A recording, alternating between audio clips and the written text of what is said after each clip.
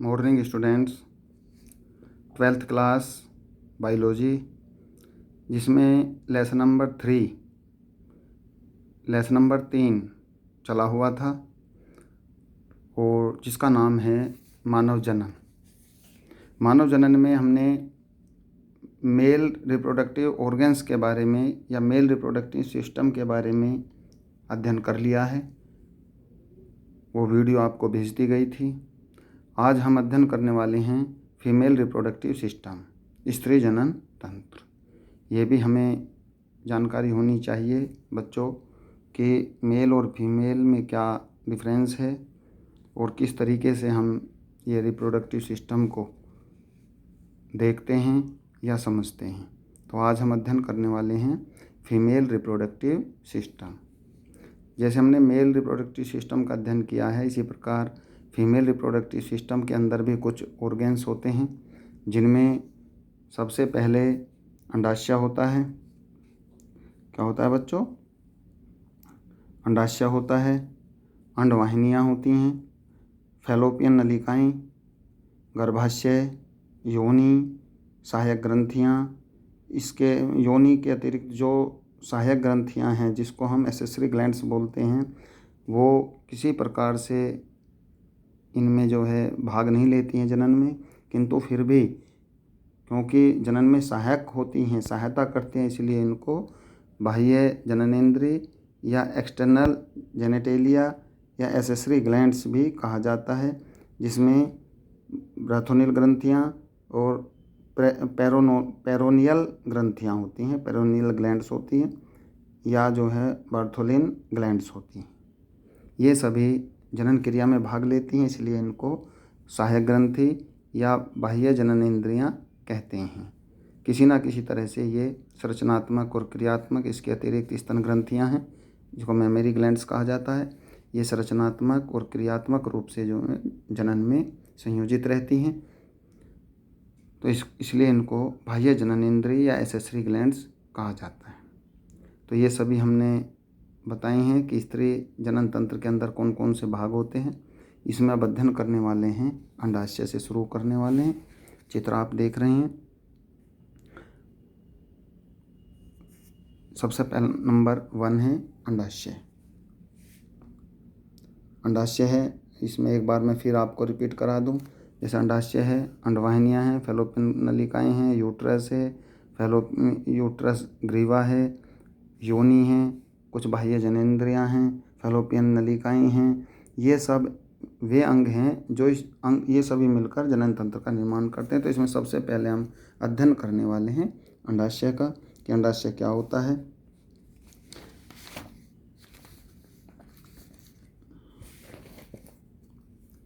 अंडाशय बच्चों, जिसको इंग्लिश में ओवरी कहा जाता है, ये अंडाशय जो हैं, जिनको ओवरीज कहते हैं, तो इनको समझना बेहद ज़रूरी है। आप इनको ध्यान से पढ़ेंगे तो आपको भी इनकी नॉलेज होगी और आपको के लिए समझना ये बेहद ज़रूरी है। अंडाशय जो होते हैं, ये मनुष्य के मादा जो जनन तंत्र है, उसमें एक जोड़ी अंडाकार होते हैं, अंडे के साइज के होते हैं मादा जनन तंत्र के अंदर, इसलिए होते 2 हैं, किंतु इनको अंडाशय जो कहा जाता है वो कशेरुकदंड के दोनों ओर स्थित होते हैं।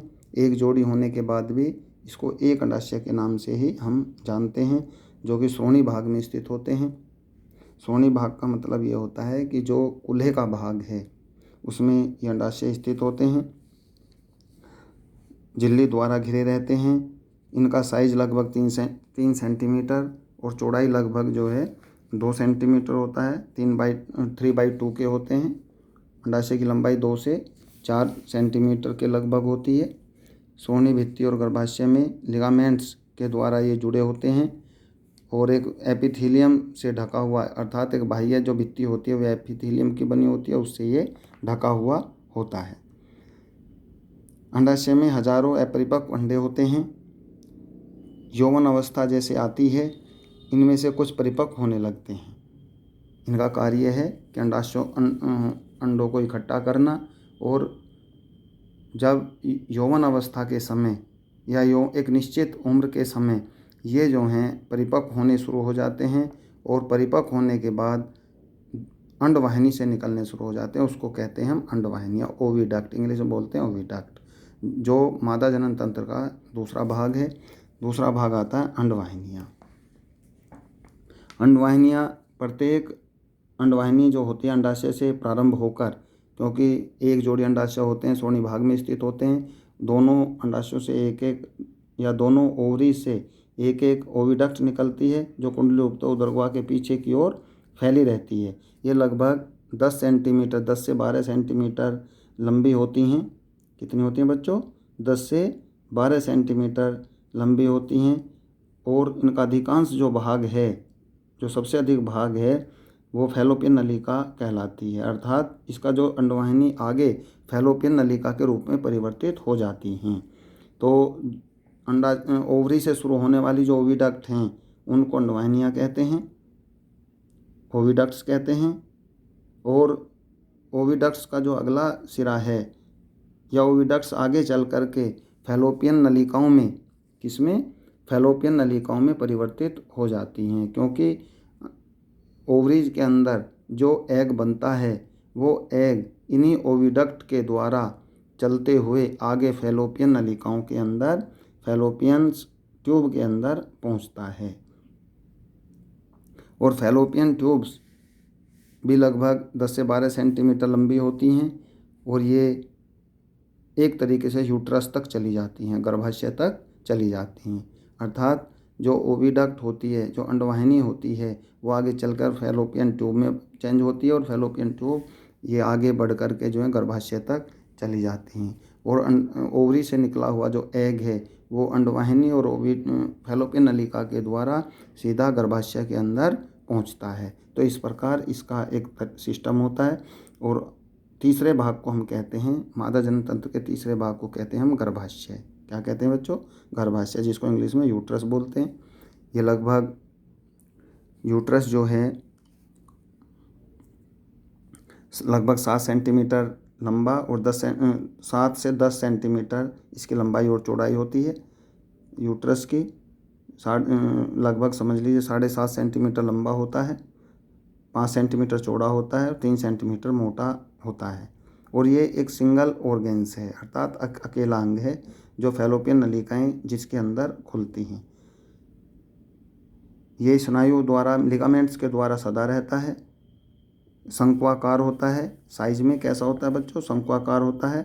चौड़ा सिरा ऊपर की ओर होता है और पतला सिरा, ग्रीवा जो उसका गर्दन नुमा रचना है, जब ग्रीवा है वो इसके नीचे की तरफ होती है। ग्रीवा का सिरा योनि में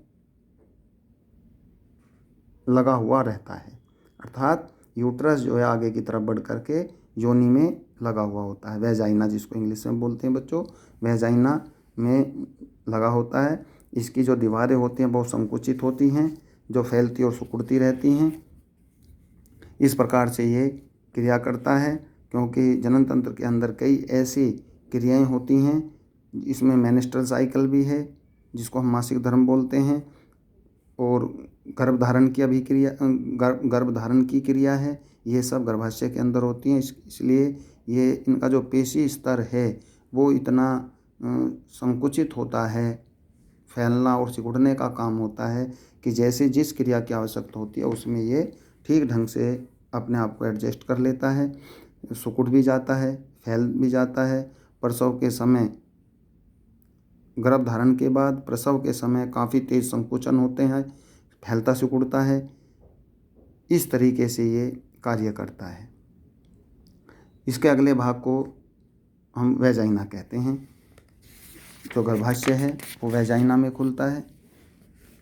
इसके अगले भाग को वेजाइना कहा जाता है। ये मूत्राशय तथा मलाशय के मध्य स्थित पेशीयुक्त भित्ति वाले 7.5 सेंटीमीटर से 10 सेंटीमीटर लंबे होते हैं। जो वेजाइना है 7.5 सेंटीमीटर से और 10 सेंटीमीटर तक लंबाई इसकी हो सकती है।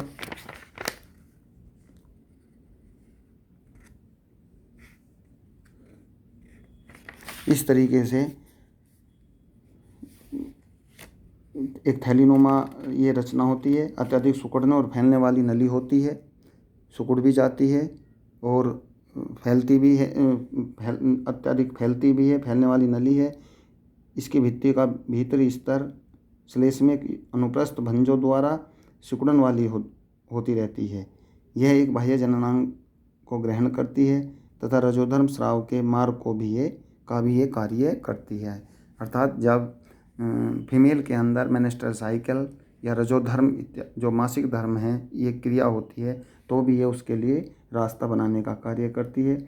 योनि छिद्र से इस वेजाइना जो पोर्स हैं इसे संबंधित सहायक जननांग मिलकर भग इत्यादि अंगों का निर्माण करते हैं। इस प्रकार वेजाइना की रचना के बारे में आपको बताया गया था। कुछ क्रियाएं इसमें अतिरिक्त होती हैं, उसके साथ साथ कुछ सहायक ग्रंथियां भी हैं जो डायरेक्ट जनन क्रिया में भाग नहीं लेती हैं, किंतु ये जनन क्रिया को पूर्ण करने में सहायक होती हैं। इनके बिना जनन क्रिया संभव नहीं है, जिसमें मैंने पहले भी आपको बताया था कि एक जोड़ा बार्थोलिन ग्लैंड्स होती हैं